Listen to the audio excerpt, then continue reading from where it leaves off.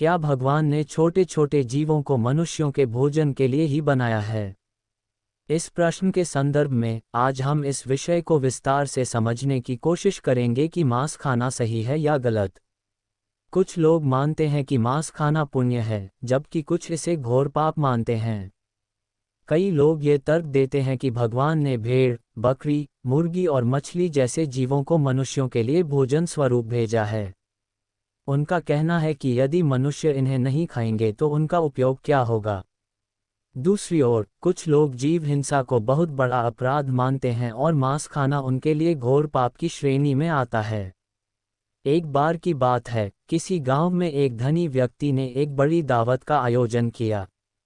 वह तीर्थ यात्रा पर जाने से पहले अपने गांव के लोगों को आमंत्रित कर एक भोज का आयोजन करना चाहता था। उस भोज में उसने भेड़ और मछलियों के मांस का पकवान परोसा।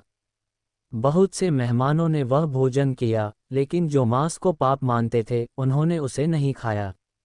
भोजन के बाद धनी व्यक्ति ने एक भाषण दिया, जिसमें उसने कहा कि भगवान ने मनुष्यों के लिए मछलियां और अन्य जीव जंतु बनाए हैं ताकि उनका मांस खाया जा सके।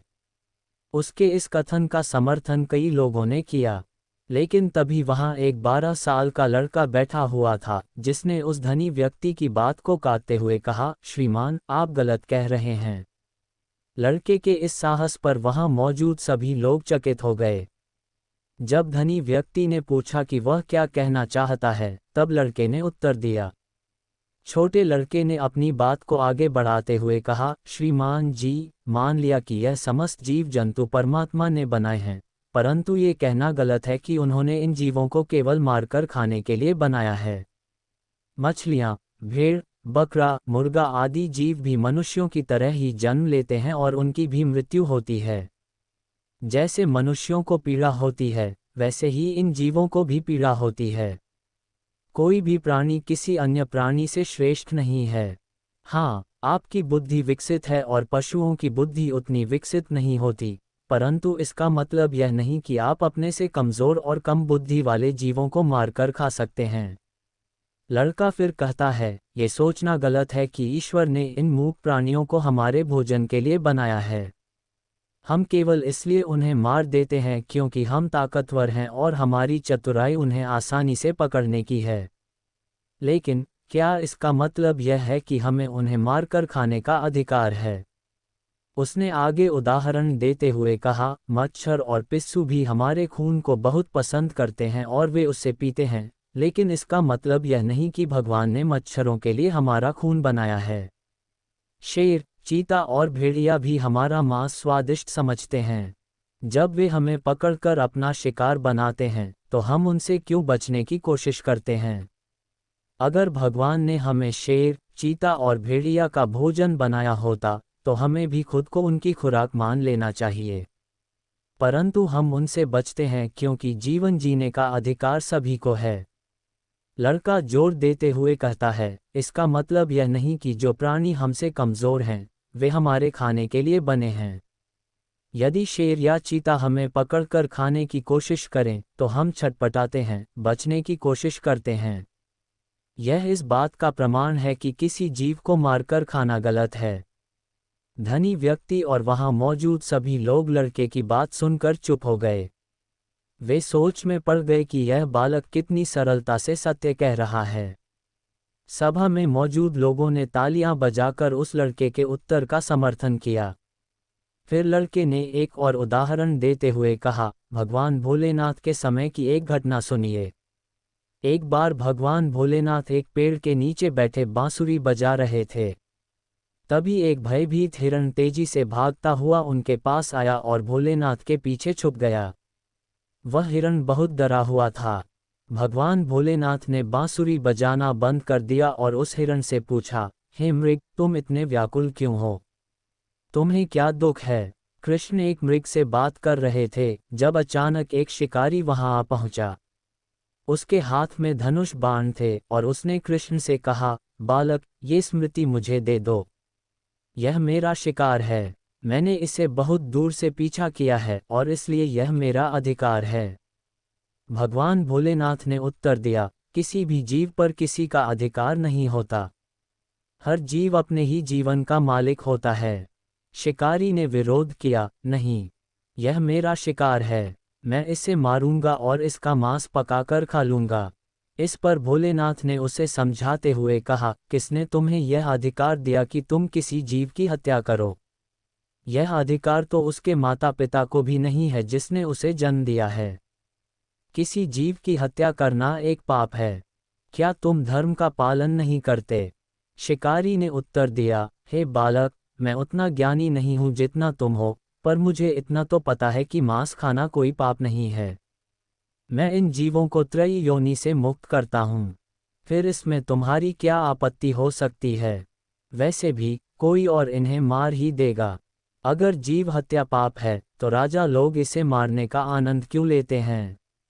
भोलेनाथ यह सुनकर समझ गए कि लगातार हिंसा और मांस खाने से शिकारी की बुद्धि मंद पड़ चुकी है और वह सही गलत का निर्णय करने में असमर्थ है। तब भोलेनाथ उसे एक कहानी सुनाते हैं। उन्होंने कहा, वत्स, ध्यान से सुनो। एक समय की बात है जब भयंकर अकाल पड़ा था। फसलें नष्ट हो चुकी थीं और हर ओर भूखमरी का आलम था। उस राज्य के राजा को इस समस्या का समाधान सूझ नहीं रहा था। उन्होंने अपने सभासदों से विचार विमर्श किया कि लोगों के भोजन का प्रबंध कैसे किया जाए। राजा ने सभा में पूछा कि सबसे सस्ती वस्तु क्या हो सकती है जो लोगों को खिलाई जा सके। सभासद सोच में पड़ गए क्योंकि अन्न उगाने में बहुत मेहनत लगती है। तभी एक मांसाहारी व्यक्ति जो सभा में बैठा था ने सुझाव दिया, मांस से सस्ता कुछ नहीं हो सकता। इससे ना तो अधिक धन खर्च होगा और ना ही मेहनत लगेगी। जीवों को मारकर आसानी से भोजन बनाया जा सकता है।